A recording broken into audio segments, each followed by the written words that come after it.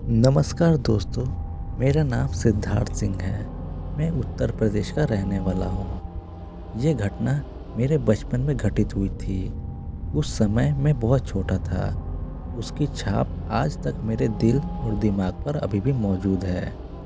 बात लगभग साल 2002 या 3 की होगी। मैं उस वक्त कोई 9 या 10 साल का रहा होऊंगा। पापा एक कस्बे में रहा करते थे। उसी कस्बे से थोड़ी दूरी पर एक गांव हुआ करता था, जहां पापा की मुंह बोली बहन रहती थी। बुआ अक्सर हमारे घर घूमने आया जाया करती थी। एक दिन बुआ ने मुझे अपने साथ अपने घर घुमाने की जिद करने लगी, पर पापा काम में व्यस्त थे, तो उन्होंने कहा, तुम्हें ही वापस इसे मेरे घर छोड़ना पड़ेगा। बुआ मान गई। फिर बुआ के साथ मैं उनके घर उनके गांव गया, जहाँ 2 दिन बाद ही मेरा मन ऊब गया और मैं बोर होने लग गया। फिर मैं वापस अपने घर जाने के लिए जिद करने लगा। उस समय मोबाइल हुआ नहीं करते थे, तो एक पीसीओ से बुआ ने फ़ोन करके पापा को सारी बात बताई कि मैं रो रहा हूँ और घर आने की जिद कर रहा हूँ। तो पापा बोले, तुम्हें मेरे घर इसको पहुँचाना पड़ेगा, क्योंकि मेरे पास अभी टाइम नहीं है। बुआ ने हाँ तो कर दिया, पर पहुँचाए कौन? फूफा जी को अपने काम से फुर्सत मिलती नहीं है और फूफा जी के लड़के कहीं आना जाना नहीं चाहते थे। बुआ के गांव से जो रास्ता होकर हमारे कस्बे तक जाता था, उस रास्ते के बारे में बहुत सी अफवाहें सुनी हुई थी मैंने। उस समय शाम के बाद उधर से गुजरने वाले किसी अनजान समस्याओं का सामना करते थे, या कोई उन्हें रोक लेता था, या कोई अजीब गरीब जानवर उन्हें परेशान करता था, जिसमें से कुछ लोग सही सलामत बच जाते थे और कुछ जिंदा नहीं बचते थे। जो जिंदा बचते थे वो आकर ये कहानियाँ लोगों को बताते थे। शायद इसीलिए बुआ के लड़के मुझे छोड़ना नहीं चाहते थे। अब बुआ परेशान हो गई। उन्होंने पापा को दोबारा फ़ोन किया, क्योंकि किन्हीं कारणों की वजह से बुआ खुद नहीं आ सकती थी, तो पापा को खुद ही आना पड़ा। दिन भर के काम की वजह से पापा को आने में समय हो गया। बुआ और फूफा जी पापा को शाम को जाने से रोकने लगे और कहने लगे कि इस समय आप मत जाइए। पर पापा को अगले दिन काम था, वो उसी से निकले। पापा के पास उस समय साइकिल हुआ करती थी। साइकिल के आगे पापा ने अपना गमछा बांध दिया, जिससे मुझे बैठने में कोई दिक्कत ना हो। रास्ता लंबा था। पापा तुरंत वहाँ से निकल गए, क्योंकि ठंड के महीनों की शुरुआत का समय था, तो हल्की फुल्की कोहरा था और हल्की हल्की ठंडी हवाएं बह रही थी। पापा गांव के कच्चे रास्तों से होते हुए जल्द से जल्द घर पहुंचना चाहते थे। दोस्तों, मैं आपको बता दूं, रास्ते में एक सागवान के पेड़ों का एक बगीचा पड़ता था, जो काफ़ी घना रहता था।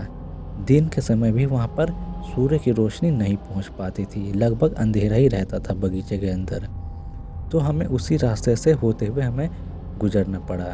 वैसे तो पापा दुनिया के सबसे हिम्मती आदमियों में से थे, पर शायद मेरे साथ होने के कारण साइकिल वो बहुत तेज़ चला रहे थे, ऐसा लग रहा था। और इतनी सारी बातों जानने के बाद भी पापा के साथ होने की वजह से मुझे ज़रा भी उन बातों का ख्याल नहीं था, जो लोगों ने अफवाहें फैला रखी थी इस रास्ते के बारे में। वो बगीचा काफ़ी बड़ा लग रहा था। थोड़ा आगे जाने पे हमें ऐसा लगा जैसे एक और आदमी साइकिल से हमारे पास से जा रहा हो। थोड़ा आगे जाने पर वो हमारे साथ ही लगभग पापा के बगल में चल रहा था। कोई 1 या 2 मीटर की ही दूरी होगी। उसने पापा को ऐसे बोला जैसे वो पापा को जानता हो। अरे क्या भाई साहब, इतनी रात को कहाँ से? पापा ने बोला, अरे नहीं भाई साहब, बस कुछ काम था और मुझे लेट हो गया। धुंध बढ़ती जा रही थी। उसका चेहरा तो बिल्कुल भी दिखाई नहीं दे रहा था, क्योंकि रात का समय था और अंधेरा भी हो चुका था काफ़ी। वो हमारी साइकिल से करीब 2 या 3 मीटर की दूरी पर आगे चल रहा था। उसने पापा से बोला, भाई साहब, ये वाला रास्ता चलिए, इससे 20 मिनट में ही आप रोड पर पहुंच जाएंगे। पापा उसे पहचान तो पा नहीं रहे थे, क्योंकि अंधेरा काफ़ी था और धुंध भी काफ़ी था, पर उसकी बोली में कुछ अपनापन सा लग रहा था। पापा जल्द से जल्द अपने घर भी पहुंचना चाहते थे, सो पापा अपने आप को रोक नहीं सके और साइकिल को उसके पीछे मोड़ दिया। धुंध बढ़ता जा रहा था और पापा उसके पीछे पीछे चलते जा रहे थे। पापा के साथ होने की वजह से मैं बस साइकिल की सवारी का मज़ा उठा रहा था। दूसरी बातों की तरफ मेरा ध्यान बिल्कुल नहीं जा रहा था। अब कोहरा इतना गहरा हो चुका था कि आगे और अगल बगल का रास्ता बिल्कुल नहीं दिखाई दे रहा था। आसपास बिल्कुल सन्नाटा और कुछ झिंगुरों की आवाज़ें सुनाई दे रही थी। पापा उसके सहारे ही उसके पीछे पीछे चले जा रहे थे। उसकी दूरी अब पापा से थोड़ा बढ़ती जा रही थी। कम दिखाई पड़ने की वजह से पापा ने उसे आवाज़ लगाई, अरे भाई साहब, और कितना दूर चलना पड़ेगा। तभी आवाज़ आई, अरे बस बस आगे बढ़ता जा, आता ही जा बस। इस बार उसकी आवाज़ थोड़ी बदली हुई सी लग रही थी। शुरुआत में उसने पापा को जो सम्मान दिया, उसके बोलने में अब वो सम्मान नहीं था। ऐसा लग रहा था कि कोई बड़ा अपने छोटे से बात कर रहा हो। पर अब पापा ने अपनी रफ्तार धीमी कर दी, जैसे उन्हें किसी बात को शंका होने लगी। मुझसे कुछ कहा नहीं, पर उन्होंने पीछे मुड़कर एक बार देखा जरूर था। पापा के चेहरे का हाव भाव बिल्कुल बदला हुआ सा लग रहा था। पहले पापा पूरे रास्ते गाना गुनगुनाते हुए आ रहे थे, पर अब वो सोच में थे और चिंतित भी लग रहे थे। अब वो आदमी बिल्कुल भी दिखाई नहीं दे रहा था। थोड़ा घबराए हुए आवाज़ में पापा ने उसे आवाज़ लगाई, भाई साहब, अब किधर से जाएं? कुछ सेकंड के बाद काफ़ी दूर से सन्नाटे को चीरती हुई एक आवाज़ आई, बस बस आता जा, बस बढ़ते जा जा बस। अब मुझे थोड़ा डर सा लगने लगा, क्योंकि इतने सालों में मैंने किसी को पापा से इस तरह से बातें करते हुए नहीं सुना था। मुझे डर लगने लगा कि कहीं पापा का कोई दुश्मन तो नहीं जो अकेले पाकर नुकसान पहुंचाने की फिराक में हो। तभी हमें दौड़ते हुए गाय और भैंसों की आवाज़ सुनाई दी।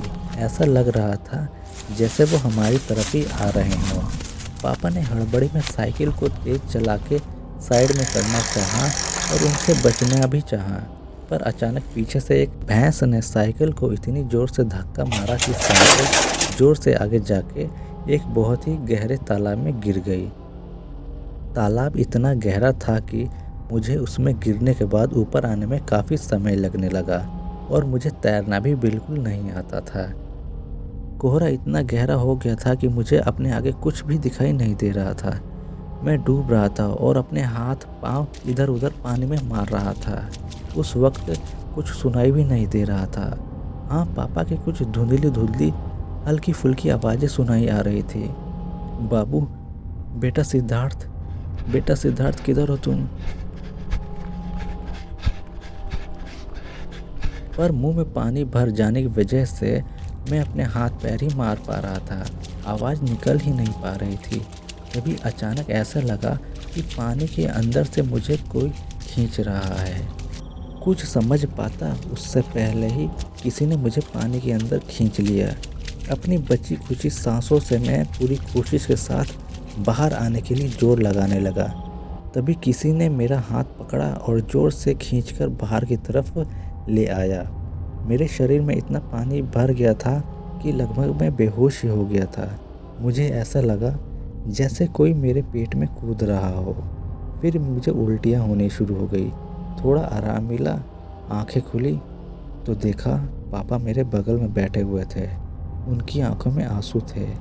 ऐसा लगा जैसे वो मेरे लिए ही रो रहे थे। आसपास और भी लोग मौजूद हो चुके थे। आसपास और भी लोग आ गए थे। शायद उन्होंने ही हमें बचाया हो।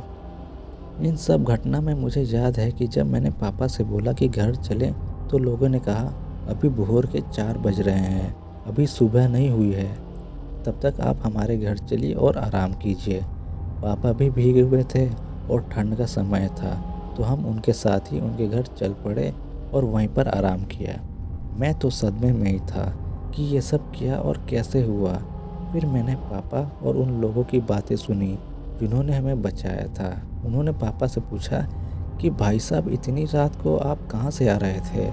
पापा ने उन्हें बताया कि हम शाम को ही निकले थे और आते आते हमें रात हो गई और उस बगीचे में हमें एक आदमी मिला। फिर उसके साथ ही हम चले आए और ऐसा हुआ।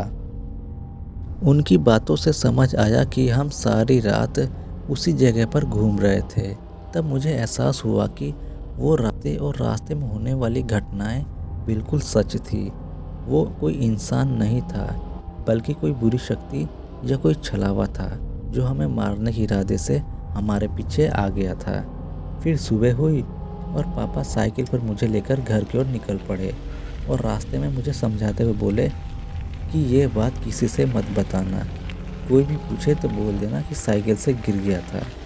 मैंने हाँ में सिर हिलाया और हम घर की ओर चल दिए। तब से आज तक इतने साल बीत गए और अभी भी ये घटना मेरे दिल और दिमाग में अभी भी ताज़ा है।